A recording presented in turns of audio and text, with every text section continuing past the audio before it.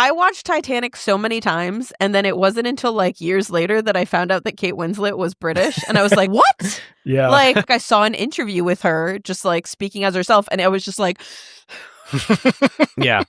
What like betrayal. ruined my whole world. All right, welcome to This Week in Nerd History. This is a podcast where we take a look at all the fun, dumb, nerdy stuff from the past, present, and future. I'm Mike. Joining me as always, we got AJ and Sal. How you guys doing? Hey. Good, you? You doing good? All right. So I'm all right, except I hate Google Maps. I need to do a little mini rant. Sure. I do this thing because I have what is called time blindness, where like I lose track of time so easily. And because of this, I started doing this hack where when I know I need to go somewhere, I will put the destination in my phone on Google Maps, and I will see how much time it takes to get there, so that I know like, oh, I'm going to get there like at this time. I need to leave now, or I need to leave in 5 minutes or whatever, because I have no idea of like, I know it takes me 20 minutes to get there, but if the traffic is off or whatever. So I knew I was coming here, and we start recording at 3:30. So it was like, I want to be there at like 3:15ish. So I put it into my map thing. When I was at home, I was getting all my stuff together. I got out the door. I was like, all right, I'm going to be there early. I'm so excited. And then as I'm in the car, like just minute by minute just gets added on. And I'm so like, I'll be like 6 miles away, and it's like, okay, this is going to take you 8 minutes. But then 8 minutes later, it's like, no, it's going to take you another 5 minutes. But then 5 minutes later, it's like, it's going to take you 3 more minutes. And I'm like, what the fuck is the point of this app if it can't be accurate? I'm so mad at it right now. I might have to stop using it altogether. I don't know. Tell me, has this happened to you ever in the comments? I'm like, That is super frustrating. I mean, Yeah. like, it's the same deal with like Waze. It's just like, if it's like, oh shit, there's more traffic than I thought. Sorry, here you go. It's now 15 Sorry, I'm a minutes. free like service. if it was 5 minutes, that would be like, I'd be like, all right, fine. Like 5 minutes is whatever. But Yeah. it was over 20 minutes that That's- was added to my time. It's kind of egregious. Maybe even maybe even a half hour. I don't know. I don't know exactly what time it was when I got here, because by the time I was within an exit, I shut off the map and I was like, fuck this, fuck this, fuck this. Right. You threw your phone out the window. But like, that's a lot of time. That's doubled my time Yeah. on the road. And I'm just so mad about it. Was That's there fair. a ton of traffic on 95? There was just a normal amount normal? of traffic, I think. Which is a ton. A ton. Yeah. Normal amount of traffic.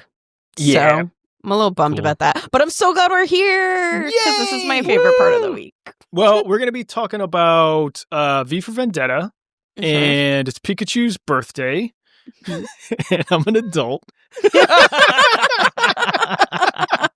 I'm an adult, and so is Pikachu. That's Yeah. right.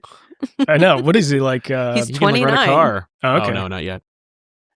Yeah, you can rent the car. He can rent 29? a car years ago. Yeah. I thought it was like, you have to be 30-something. No, It's like 27? 24, I think. Oh, One of really? those. Yeah. I've never rented a car.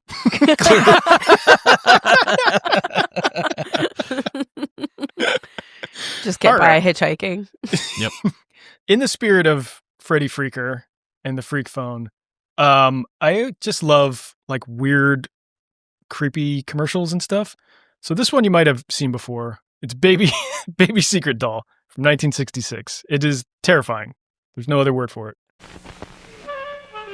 Can you keep a secret? What? Then listen to Mattel's new Baby Secret. Yep. She whispers just to you, and her lips really Awful. move when she talks. It's almost unbelievable.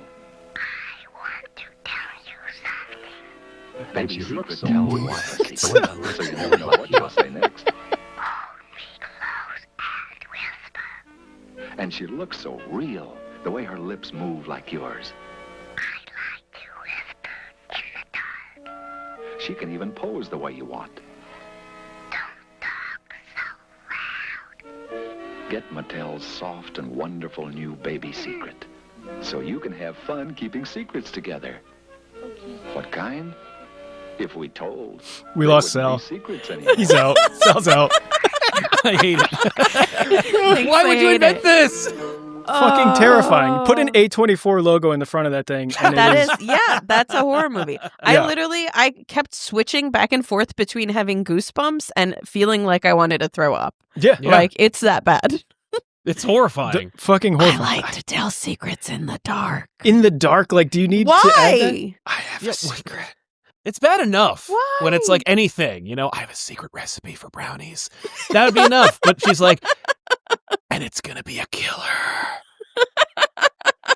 I don't like it. I am impressed with the mouth moving in the 60s. I'm like, wow. Like, I remember when like there was a doll for kids in like the 90s where you could feed it peas and the peas disappeared. I was like, whoa, that's magic. But like this. Wasn't it just that it was like a special spoon and the spoon retracted the peas? Yeah, the baby actually didn't do anything. Oh, okay. I just assumed there was a pit of peas inside that baby. No. That you had to like dump out I of its assumed. butt. And then you dump out the peas. Right. The magic spoon makes a lot more sense. The spoon was the magic. Yeah. I would love to hear what that thing actually sounds like because the technology, like it was the pull string thing and it would just like wind and do it. So I'm sure that thing just sounded like even a billion times, I see you when you're sleeping. Like it's just awful, just like cranking, grinding noise. I know a secret to you. So that's Mattel's baby secret doll. Oh, God. I hate it. Go out and get yours today. In California, Dan and I bought a doll it was like a really expensive doll. It was like $50 or something. And it looked like a realistic baby doll. And we bought it for a sketch. And we used it for a bunch of stuff. But like when you saw it, it was fucking creepy. It was, I mean, I would say it sort of looked like a real baby, but mostly it just looked like a nightmare. Was it the kind where like it had some kind of fluid within it? And if you squeezed its arm, you felt its bones? Because they made that. Oh, God. Like if you pushed its head, you could feel its skull. It was mostly about like the texture of the face. It felt more like fleshy than most dolls do. And it was... I remember my sister had one where the big thing was like the eyelids could like, depending on where you leaned, like if you leaned back, the eyes would close and then you lean it forward, like it opens up. That was fucking terrifying. Like, no. Many amateur horror movies were made with that doll. Just being like, I would love for at the end of that commercial, the doll just like goes, just like looks straight into camera. Yeah. The little hand like over the girl's mouth. The doll hand. I know a secret to you. Little pillow over. Anyway. Happens in Megan, I think. Does it? I didn't see Megan. I didn't see it was fun. It was really fun. There's going to be another one. Yeah, so. I heard there's going to be like a crossover movie with Megan and something else. I don't remember what it was. Maybe Chucky? Annabelle. Chucky had a show. Do you know there was a show? What? Yeah. Like he killed the president? Jesus Christ, what? How did the doll like clear security? That's what I'm saying, right? Well, it's a doll, it doesn't have fingerprints. You can get through smaller places. I guess so. Through the vents, whatever. Chucky's diabolical. Watching Chucky when I was a kid, I just couldn't get over like it's a doll. Like I get it's possessed and evil, but I'm just like pick that thing up by the fucking shoulders, throw it in the and fireplace. just like throw it off a fucking highway overpass. No, but it has a knife. Also, like I know the knife. It's just Chucky with a knife. It's always just like.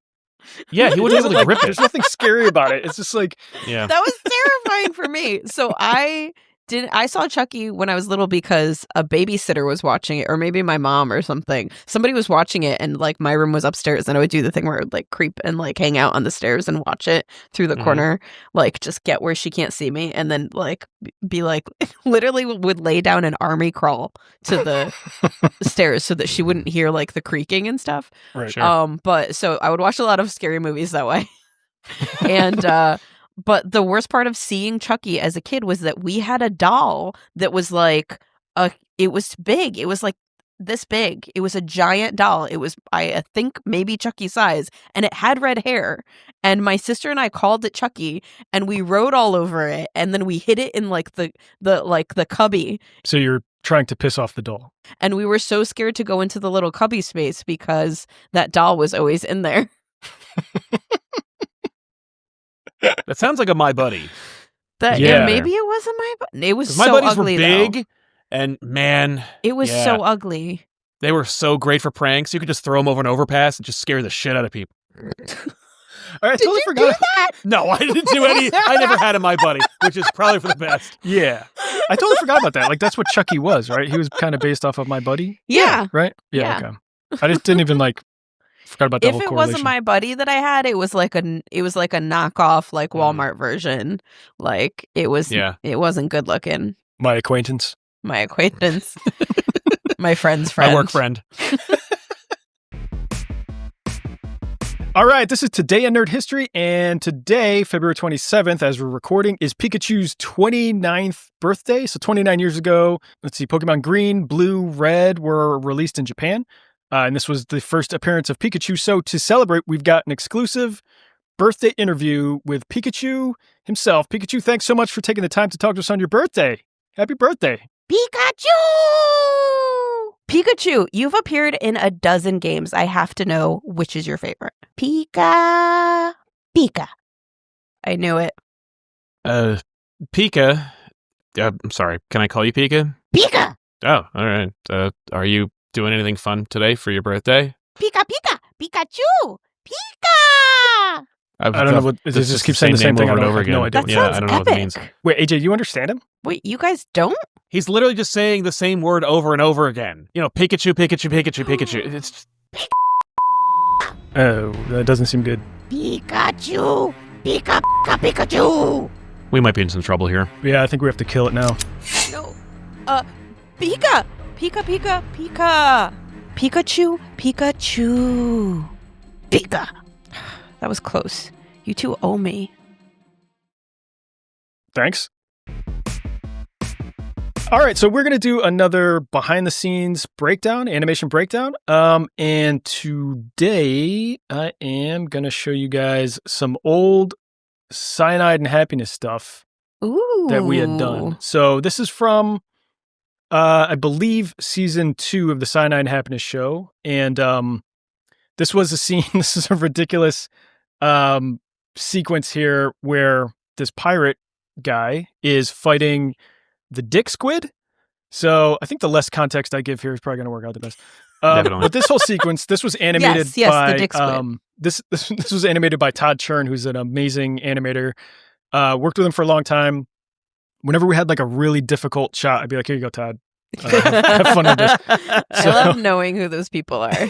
Yeah. So I'll just play it through once. This might run a little bit choppy because I'm playing this straight through Flash, but it's this sort of when the squid first attacks the ship, and there's a lot going on here. This is an insane action sequence. This is before Cyanide Happiness uses, for anybody who cares, Cyanide Happiness uses Toon Boom Harmony now to animate, and it's a much more like robust animation software. You can do a lot more stuff, especially for like builds like the Cyanide and Happiness characters. But this was done in Flash. This was before they switched over to that. So doing stuff like this is just a lot more difficult. So this sequence alone is just, there's so much going on, and there's like kind of rotating camera moves and a lot of action and all this kind of stuff. So the first thing that we do for this is like break down. There's so much stuff in here. There's water graphics, there's rain, there's moving clouds, there's boats. Any one of those things can really like bog down your machine like as you're animating through it. So it's like important to break this stuff out. So like here's just the sky. Here is the water. Here's probably the clouds, and what is this? Just some extra shading here, and then this is probably the boat. Some ambiance. So like all these different things. So like if I just showed like the water, like this is pretty simple. We have some that like kind of undulate a little bit more, but like even graphics like this are kind of heavy for Flash. So you kind of want to keep them like pretty simple. Oh, wow. And you're just moving it a little bit across here. It's a short shot, so like you don't have to have all these like little pieces move or anything like that. So you can cheat it a lot. And then the clouds, you're kind of moving those the same too. There's just so much going on in a quick thing where like you can get away with a little bit extra. And then the rain is just this big like looping rain graphic that just goes over and over again. Nice. And that just goes on top. So, you know, that's one shot. That's not too crazy. It's just a lot of like, there's really not a lot of animation here. It's just very simple stuff, just things tweening across. The thing that's crazy. Decent Rita. This. So let me get rid of some of the stuff in the beginning. All right. So inside here, we've got the boat and the captain guy coming over here.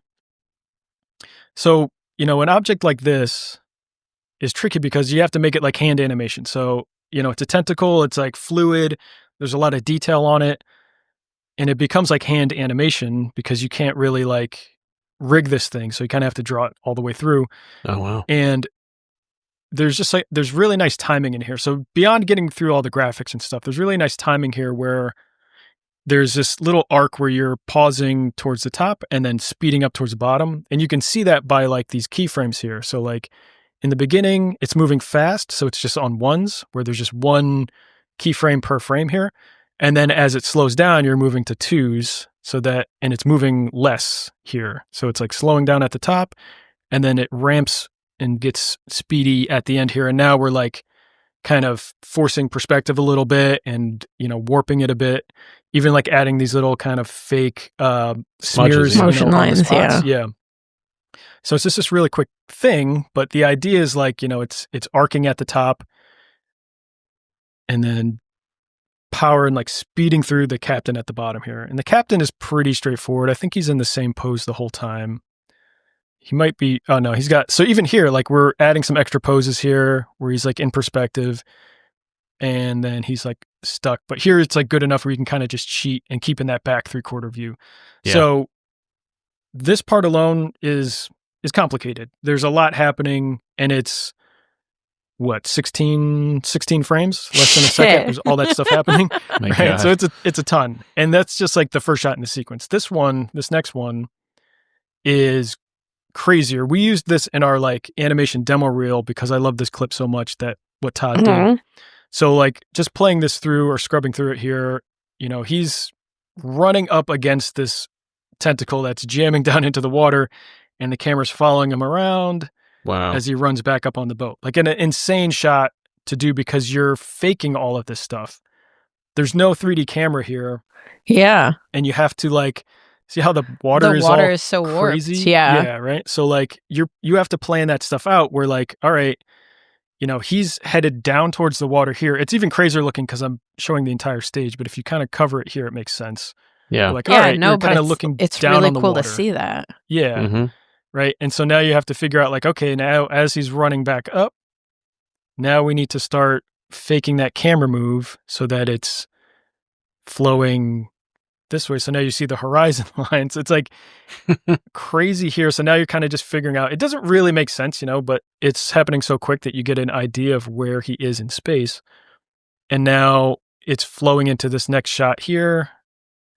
So you can see like, that. Yeah, that's really cool. That tentacle there is now, we're done with it. You don't really need any detail once it's moving off camera. And then you flow into this second tentacle, which is all elongated as he's going to run up that path. And so now you switch to that back 3/4 view, having running up. And if you don't know, he got his butt bitten off. So he has a peg butt, but he's got 2 legs. So that's just a little character design there. So once you get to this point, it's a little bit more straightforward for the animator because you have this set shot and you're just kind of rotating the artwork around to continue that camera move. But like insane amount of hand control by Todd here. And you got to get the guy running. You have to get like, fast movement for him to be working his way up the tentacles. Honestly, I'm so impressed at the design of the background of the waves and how it shifts to create the fake camera perspective change. Yeah, it's awesome. So fucking cool. Yeah. There's one of my favorite terms. It's not exactly this version, but what's called a banana pan is one of my favorite animation terms. And it's a type of background similar to this, but like say you're looking down a street or something like that, and you want to have the camera move like go from one end of the street to the next to kind of make sense, or like you're going up a building. So you need to like warp that background to make it look like the camera, it's a 2D background, so you want to like warp the artwork to fit a certain way. It's got to come out and then and so it's just like it looks like a long panoramic, but like, the artwork's kind of warped to fit how it might look when the camera's passing by it, and that's called a banana pan. And really I just like pitching that for certain shots just so that I can say banana pan. Banana pan. Banana pan. So the shot goes on, like it gets less complicated a little bit for, this is almost like a little banana pan here. Look how, it doesn't make sense for the ship, But like as the camera's moving, oh wait, But for the frame, oh yeah. Oh, this was a different thing. I think we use this later then. Just got some Yeah. tentacles hanging out over there doing extra work off screen. Yeah, I'll show you that later too. So like, so here's a big hero shot here. He's like ripping Oh down yeah, you launch into it. the side of it. So this is, we're doing all of this stuff as fast as we can. Let me shut off this little mask here. No, I don't know where that's at. Just want to get rid of this mask. Why? I liked it. My bad. Here you go. yeah, it tells you what like is the shot you're actually going to see. Like within the framework. We used to use this a lot in Flash just to help block it out a little bit. But you can also just this little button here just like snaps it on and off. Oh, okay. But like stuff like this, let's see if I can get to any. I like of these. that little floating tentacle piece over there. Yeah, so Just I think this chilling. turns into a bigger. Yeah, so that comes in later. There's so much being animated off screen. Yeah, it's wild. It's insane. So like a way to design all this stuff, similar to like the rain and some of the water movement, is to just make these looping graphics. Like these tentacles, there's probably a lot of reuse for some of these. But these just go in the background just on a loop like this so that they can loop around. And so you do them once and you can reuse them a bunch. So I would guess that, we're reusing... They might all be the same. I think it's just one. And we're just staggering the timing of it so it looks like it's all in different... Oh, that's so smart. Yeah. So... And that's just background stuff. That's just to keep everything active and make it feel crazy and hectic. And then... this sequence itself, it's all these things are, hand controlled by Todd as he's doing them and the captain and to get the timing and stuff. I don't think I had the animatic on here. I thought I might. I guess I don't. But we're following an animatic that's got this kind of timing and the action figured out. And then we just got to make sure that it actually translates. But yeah, it just keeps going on and on and on. And so it's just so impressive. And like this part here with all these tentacles here, they're all shooting and jabbing and stuff. There's probably some reuse in between there. And then he loses his sword and now he's got to just kick. He's on his peg butt. Yep. Kicking. And then even just some little action.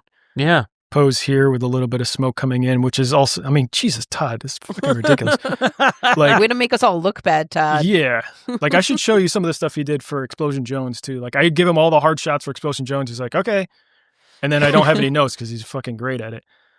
So, he's hand drawing that. It's not anything super complicated, but it takes time to hand draw and figure out that smoke there. So I don't know, all that stuff so let's just watch it again to get a second appreciation of how much stuff is going on. Damn. Oh, that got a little funky there. Yeah, I turned on some shit that shouldn't be turned off all those things. Yeah, hang on. That's like my nightmare is when you're dealing with this many components and you're like, all right, let me just hide that really quick. Oh, I moved it. I accidentally slid it an eighth of a second. And so now the whole thing's effed and I don't know where it was. Yeah, that's right. All right. Nice. Yeah. Scratch. Yeah.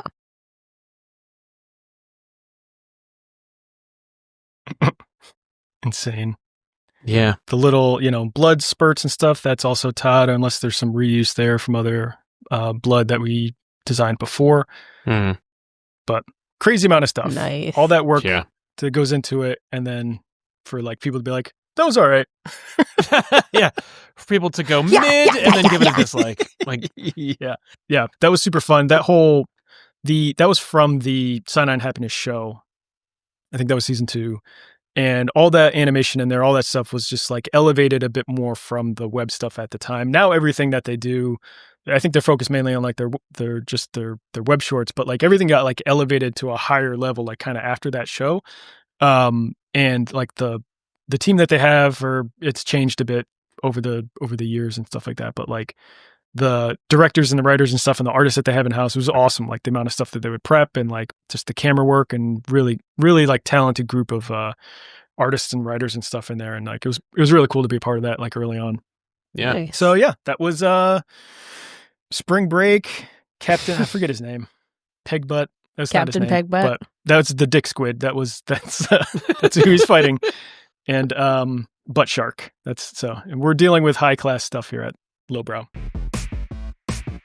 All right, so this is Yesterday in Nerd History. We're talking about the 43rd anniversary of V for Vendetta. Oh my God, that's right. The Alan Moore opus is turning 43. The original graphic novel that you'll see in bookshelves across the nation and in other nations as well. It was originally published in a little British anthology magazine, and then the magazine folded, and they were like, what the hell are we going to do with the rest of this book? And DC was like, I'll steal that. I mean, publish it, and then keep it forever. And then we'll sell the rights to the Wachowskis, and they'll make a movie that Alan Moore will ask them to take his name off of. But that's not their fault. Oh, yeah, no. Alan Moore is notorious about having adaptations of his work be disassociated or disavowed, because he's just like, well, after League of Extraordinary Gentlemen, how could you blame him? I had no notes on that movie, and neither did Sean Connery. No, absolutely not. What could go wrong with hiring a 73-year-old man to be this lead your action movie? What's hilarious about that is that like we would outdo that. Like back then they were like, whoa, Sean Connery is 73. That's pretty old. And then Dial of Destiny was like, hold my cognac. Hold my hurricane. Hold my pacemaker. Walker. Are you kidding me? How about an 87-year-old? But yeah, no, V for Vendetta.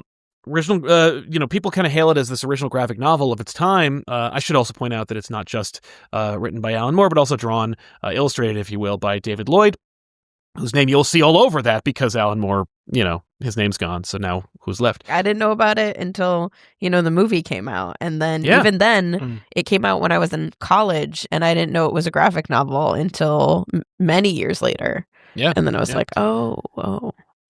I remember picking it up in high school and being like, oh, no Spider-Man. And that was the end of that. Fuck this shit. Kick. But yeah, definitely it's, I believe it's on the banned books list. It is Really? a piece of anarchic literature, which I think is phenomenal. I dug the movie. I think it's a fantastic soundtrack. It looks good. It's got some great iconography and really nice shots throughout. And there's themes and ideas that I'm shocked a company like Warner Brothers actually like played with. It's not just, oh, Bush is bad, even though we're following and exclusively in England.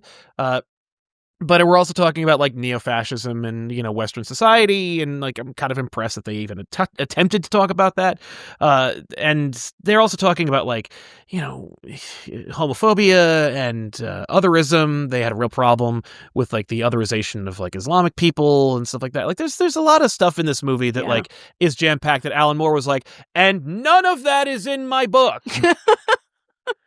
Like literally none of those themes and ideas. If you wanted to talk about that, why don't you make something else? And it's like, no, because it's not like, I can't market a thing that everyone at Hollywood values as a like morality play without some kind of theming.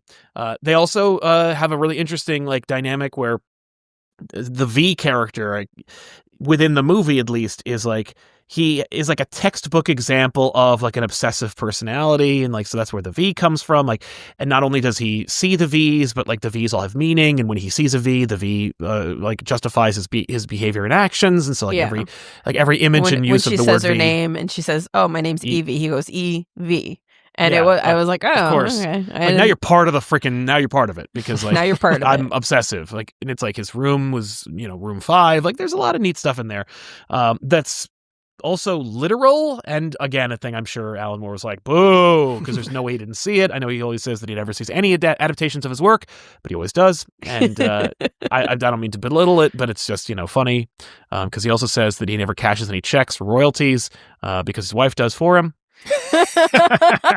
So don't pretend like you're like living in poverty. Right.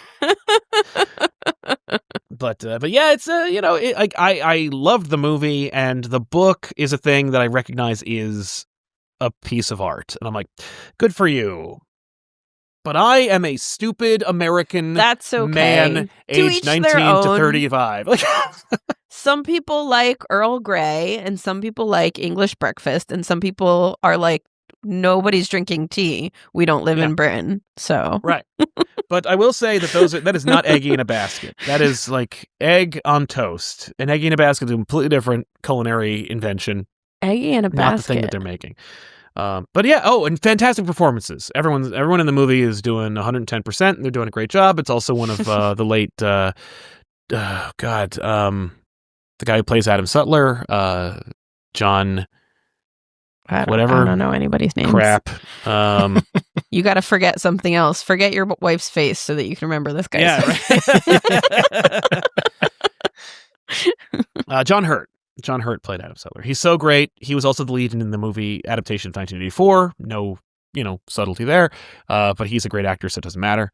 And Natalie Portman is also there doing her best. Oh, golly gee willikers.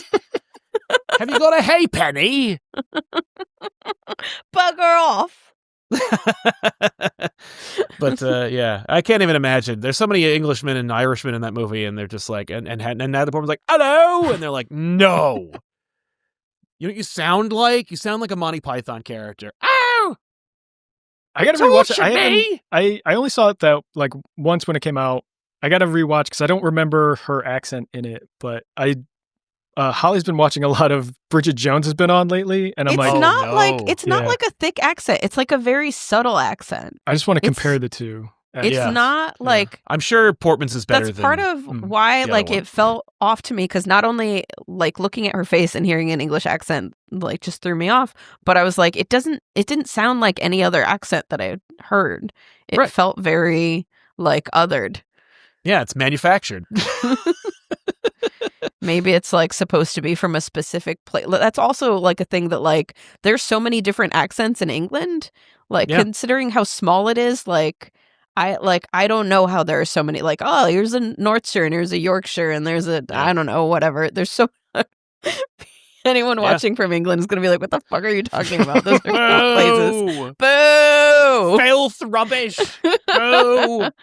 But I just know I know what the poor person accent sounds like, and I know what the snooty accent sounds like, and then I know something in between, but there's a bunch of them. Yeah, the Oliver Twist accent. Yep. So I don't know. Maybe she was doing a specific thing, and it's just a thing that I'm sure she. Heard. Yeah, no, I'm sure it's great. I'm sure she did a great job. If people who know these things, chimney sweep. Yeah, she's not quite Dick Van Dyke. But it's pretty close. Yeah, I heard like a couple Dick Van Dyke lines in that movie not too long ago, and I was like, buddy. It was like they were making fun of them. Like you have Dame Julie Andrews in this movie, and he's like, hello. She's like, is this a effing what am I, a joke to you?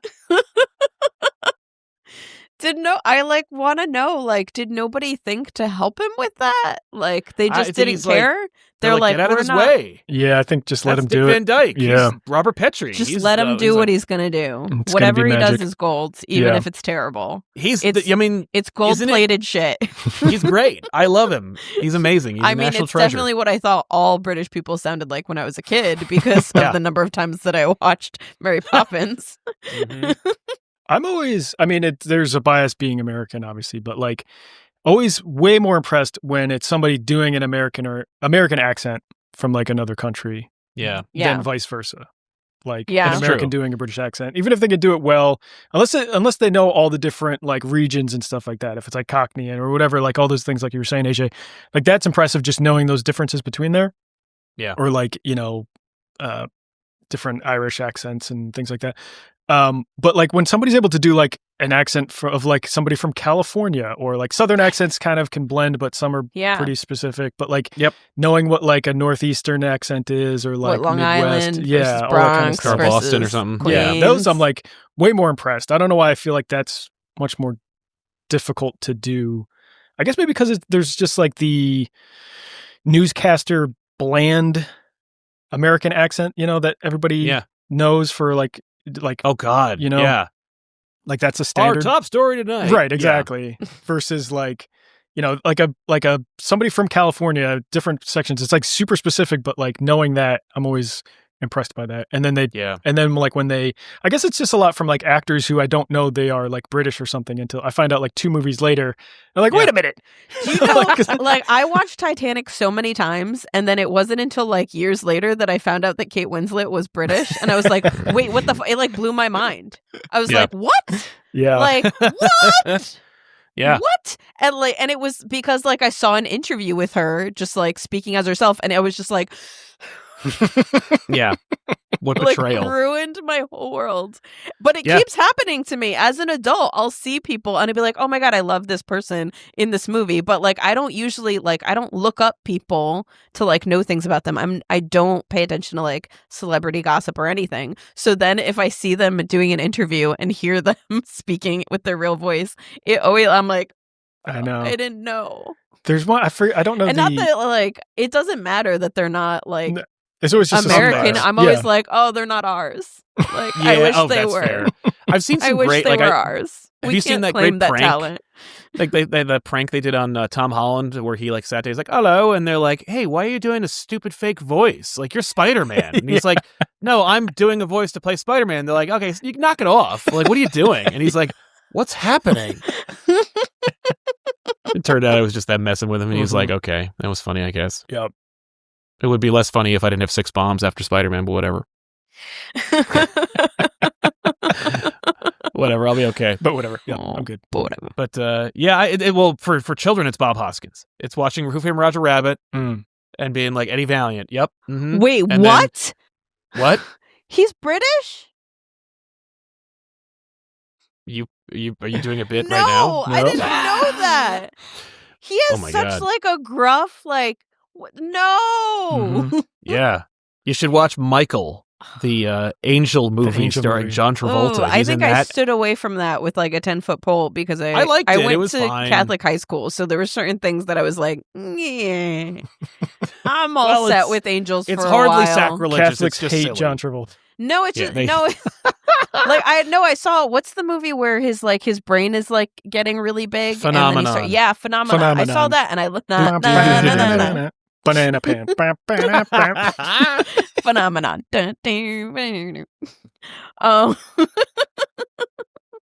We have so much fun.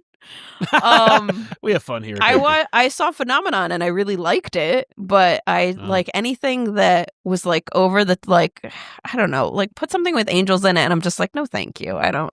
It's not my. So Angels in the Outfield was right at. Damn it, Was, I was Yeah. about to say. I'm sorry. Beat me to it. Son of a. Dan's I mean, literally come like, on, why it's- haven't you seen this movie? And I'm like, because it says angels in the title. I'm all set. I with liked that. Michael, but like it's weird. Like William Hurt is the male romantic lead, and he's only like 62 in that movie, so that was weird. That's one and he's time falling in when, love like- with Andy McDowell. Movies are just like, there's no audience for this. Here you go. Here's a movie. It doesn't matter. The 90s was choked with those. And they're like, here's this. You know, what is the difference between Here's like a thing we Mercury did. Rising and and the other one? I don't know. There's a lot of Virus. You know, like here's just something for nobody. You'll figure it out. Just watch it. Here you go. Just watch. Just see it. Look, everyone is going to the movies every weekend. We have to put something out, okay? Yeah. So here's Michael, a movie about a angel who. No, No, Yeah, no. I don't want to see It's it. it's about a group of tabloid writers. Yes. Wait, now I gotta and know. it 'cause- sucks. Mm-hmm. I don't know. Oh, when I search for Michael, it just gives me Michael's, the craft store. God damn it, not now. I don't. Which has some great sales on frames. There you go.